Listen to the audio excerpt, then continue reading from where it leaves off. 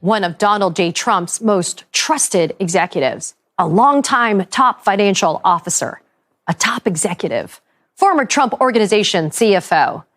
Those are just some of the ways Allen Weisselberg was described on Thursday after he pleaded guilty to 15 felonies for his role in a tax fraud scheme related to the Trump Organization.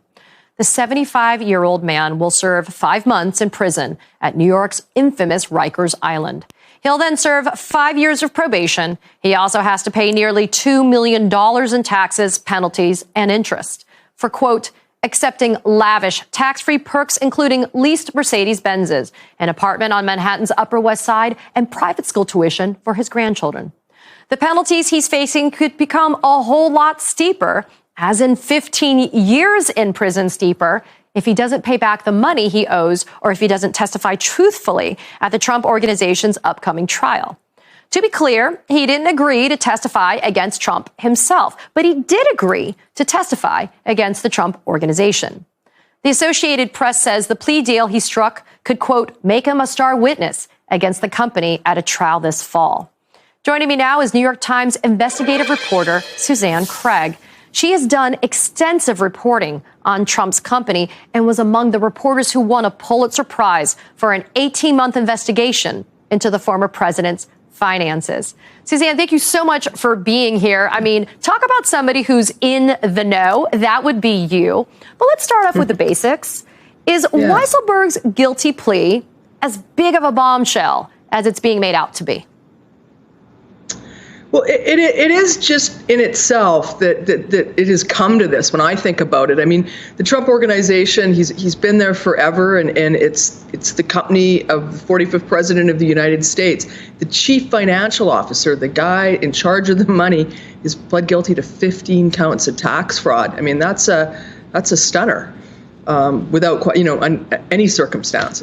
It's a big deal. When it comes to testifying truthfully against the Trump Organization in the criminal trial that's coming up in October, that's a part of Weisselberg's plea deal. Do you think, Suzanne, that that's something that Weisselberg is capable of doing? I mean, how do you kind of see this all playing out during this trial in October? Yeah, I mean, this is where I just think there's a great discussion to be had, because so many people are like, how can he testify against the Trump Organization and not implicate Donald Trump? I mean, they seem so intertwined. Donald Trump is the Trump Organization. The Trump Organization, there's not a lot of people that actually work at the head office. And Donald Trump he's so enmeshed in it.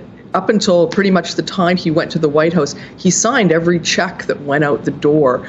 So how can you not testify against the big guy if you're going to testify against the Trump Organization? And that is the needle that we're going to see thread when the Trump Organization goes to trial, if it goes to trial in October. And I think what we're going to see is you're going to see Allen Weisselberg, who's the chief financial officer, the chief money guy. He is going to say, I would imagine, who knows where it's going to land, but I think the needle that's going to be thread is that he is going to say, these perks, I got them. He said in court yesterday, he's pled guilty to tax fraud, 15 counts.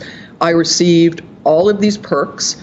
There was tuition, there was Mercedes for him and his wife. It went all the way down to, a flat screen TV in his Florida home. But Donald Trump didn't know after he said, okay, you can have them, that I didn't pay tax on them. All these things are fine for employees to furnish for their employees. Employers often do that. You often hear people have a company car, but that's a taxable benefit. And you can, and so somebody should have gone back and made that a taxable benefit. And in fact, they didn't. And what is difficult, and I think about this, if there's no paper trail, you kind of need the CFO to say, here's what happened. They're going to have that now at the trial against the Trump Organization. That's going to be powerful because he's the chief financial officer. But if there's no paper trail to Donald Trump, if Donald Trump's not, in writing or some other very strong evidence saying, yeah, do that and don't worry about the taxes, that's a hard criminal case to bring because you need that element of intent. Well, and so yesterday we heard during his guilty plea allocution when he said in open court, I am guilty of those 15 felonies. And Suzanne, it's important for people to know, too, that indictment They didn't trim charges off of that. That was a 15-count indictment, 1 and 2. It's not just Alan Weisselberg. It's the Trump Organization, the payroll company, et cetera. So he, as in Weisselberg said, I, along with the Trump Organization, criminally violated all of these statutes. I'm interested in knowing, though, sometimes the power is hitting them where it hurts them the most, and that's a pocketbook. What's at stake for the Trump Organization? Based upon what you know about the company finances, could that company die a slow, painful financial death if a jury finds it guilty in October? Well, a few things are going to come out of if it's found guilty, and we're still a ways away from there. It could also take a plea before then. But if it is found guilty in front of a trial it starts in October, they will likely, I'm sure, just like Alan Weisselberg, there's going to be a fine. That fine will be substantial. They're going to have to write a check for that, and that is not tax deductible. That is going to hurt. And then separately, and I think equally troubling potentially, is something that's called collateral consequence. When a company is found criminally responsible, some things happen. The most important of which is a lot of loans that companies have, they have covenants in them that say if this thing happens, if you're found to be, committed fraud, and there's, there'll be technical language, but if they come out of that and there's a finding of fraud, if a jury finds them guilty, their loans may be payable immediately. That's really serious. So those are kind of two things I'm watching for right away. The Trump Organization separately is not. Most of its properties lose money. The New York Times obtained its tax returns, corporate tax returns through 2018, and very, very few of the properties he has makes money. In fact, he recently sold a hotel in Washington. It was one of the last things he built. It's sort of his crown jewel. You don't kind of see companies doing that unless they need money.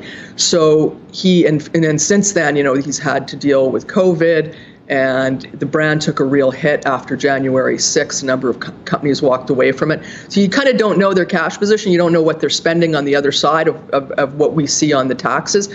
But that's a serious check he's going to have to write. And he may have to write another one to the New York Attorney General, who is looking and is pretty close to bringing a civil case against him. So that will either end in a settlement or will go to trial. If it works against him, that's yet another check he's going to have to write that is not tax deductible. Well, you're talking about things being tax deductible. We're assuming that people have been filing honest tax returns in this case, including the business entities. Suzanne Craig, investigative reporter for the New York Times. We are going to be reading your pieces very carefully because we know that you're tracking it in detail, and we're curious to see what ends up happening in October. There might be a plea, to your point, if they go to trial, because I know there was a lot of plea. People are talking about that. That could happen. You have to sort of. People weren't sure what was going to happen with Weisselberg. I think the same thing, people are watching that civil case up in Albany that the New York Attorney General's, right now wrestling with what to do. That could also settle. Yeah. These things, we kind of get the call and we're at a settlement and a big news story, in a matter of minutes sometimes. And then we know that we can turn to you for that breaking news so you can tell us everything that happens. Suzanne Craig, thank you so much for being here. We appreciate it.